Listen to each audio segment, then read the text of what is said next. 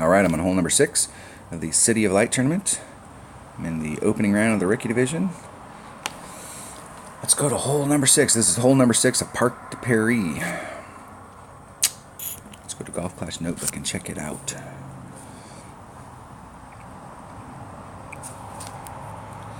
Alright, I've been doing the shot over here and exploring this, but I really don't like that shot. And in rookie, it's a little bit easier over here than it's going to be if you're playing in pro or expert.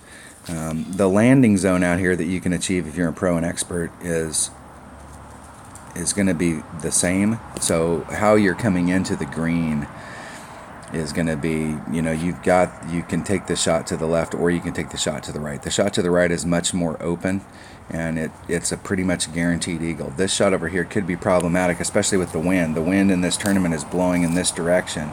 So in order for us to work the wind out, if we took our normal approach and we came at it on this side, these trees are in the way. So we have to come at it from this direction in order to push the wind out instead of pull the wind out.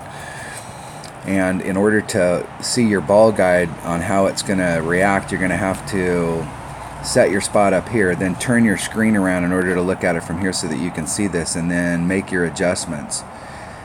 And then do that wind adjustment. So you've got a couple extra seconds that it's going to take if you're on this side than if you're over here. And that few extra seconds is going to press the issue where you have to take the shot really fast. I'm not sure. And the thing I really don't like about this is where you're coming into the cup is on the steepest part of the hill. You got your flagpole here, and here's your backboard. The further to the left that it gets, the steeper this hill goes. And so where you're coming at it, if you're taking this shot right here, is you're coming at it on the steepest part of the hill. Whereas if you're coming at it from this way, you're still having to use the hill, but it's not quite as steep. But this shot from the right is low percentage. I mean low percentage, because you're having to put in curl. And I don't have a lot of. Let's see what kind of ball options we have here. And I'm going to bring it tight. And do I really need to bring it tight? I'm going to bring a Katana. I'm going to try and save some of those balls for the weekend round, so I'm going to bring a Quasar. Guardian Extra Mile.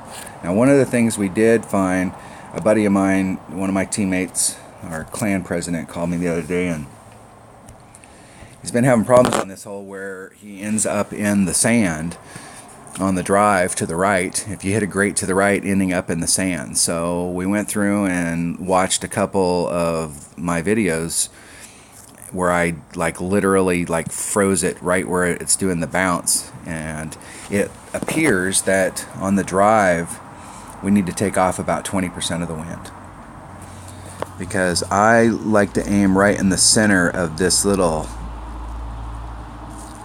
fairway area that digs down into the sand. I'm right dead center in the middle of it, and taking out full wind, hitting perfect. I was actually halfway between dead center and the edge of the sand, where if I would have hit a great to the right, I would have been in the sand.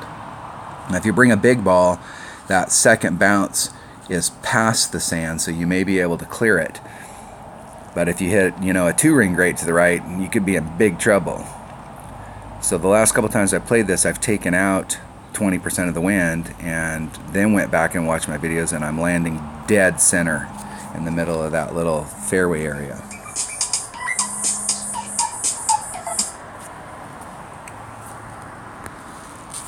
All right.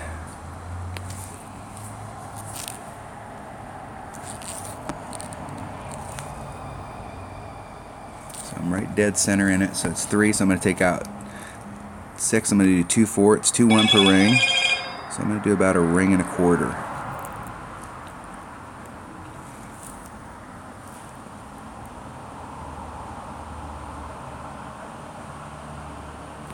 Hitting it great to the left.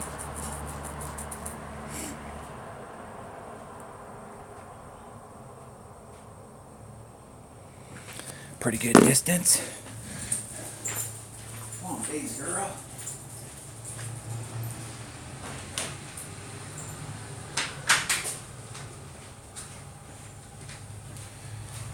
All right. Freaking robocallers.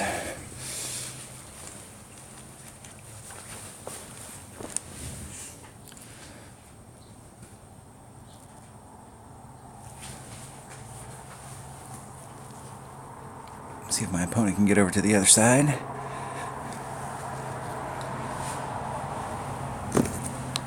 I'm not sure your chances are going to be any better or worse if you're on the other side and you're in the rough.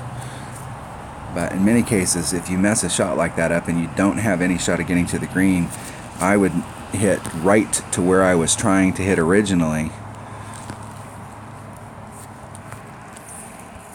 because I have the club for that, I got the shot for that, that's the shot I've been practicing.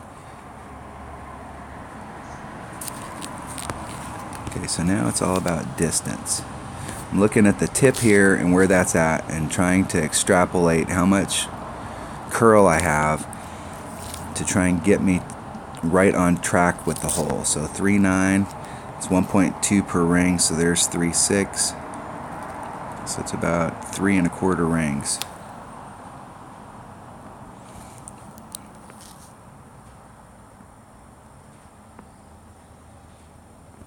Hitting it perfect. Let's see if I extrapolated that correctly. Pretty close. And that's what I'm talking about on this hole. It's really hard on this hole to get, when you've got all of that kind of stuff going on, it's just really hard on this hole to get that ball to go into the hole. And you can see on the backboard right here how steep it is right here on this side. Like it rolls up to it, and then right about where the flagpole is over to this corner right here, that is the steepest part of this backboard. And when you come at it from this direction, you're entering the green at the absolute steepest point. And so at that point, you'd have to have all of your trajectory stuff right, and you'd have to have the right speed so that gravity doesn't pull it down. This is not, either way you look at it, this is just not a great Albie hole.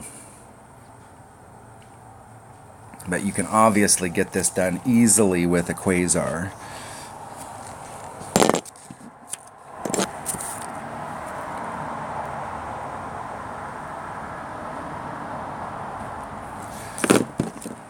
Right.